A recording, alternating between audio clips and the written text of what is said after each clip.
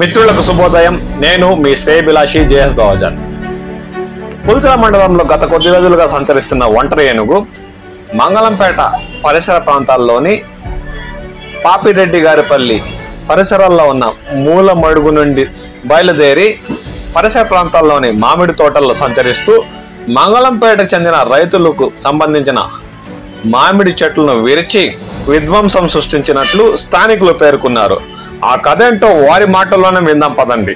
మాది పులిచెల మండలము పాపిరెడ్డి గారిపల్లి పంచాయతీ కదిరమ్మ చెరువు పాపిరెడ్డి గారిపల్లి బాగరాపేట రోడ్ లో పాపిరెడ్డి గారిపల్లి మూల మడుగు రోడ్ లో వచ్చి కదిరమ్మ చెరువు. ఆ కదిరమ్మ చెరువు దగ్గర మంగళంపేట మారుతోపు ఉంది. మంగళంపేట అంటే కండక్టర్ భాష. రాత్రి కలమందలో కలమందల పక్కన మామిడి చెట్లు మొత్తం ఒకే ఏనుగు ఆ రాత్రి మటుకు ధ్వంసం చేసింది. ఒక లైన్ పూరా ఒక 17 చెట్లు ఏమో లైన్ అది. ఆ కొమ్మలన్నీ ఒక సైడే కొమ్మలించేసింది.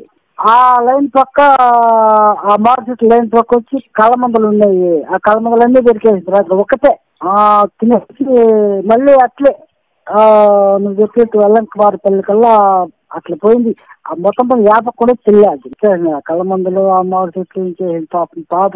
అది మంగళంపేటలో కండక్టర్ భాష అని ఆయన ఉండాలి. ఇప్పుడు పీలర్ డ్యూటీ చేస్తాడు హజరత్. హజరత్ తెలుసులేనా? వాళ్ళదే తోపది.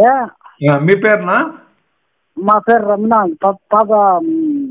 పాపిరెడ్డి గారిపల్లి పక్క పగడాలపల్లి. రైట్ రమణ మీ పేరు.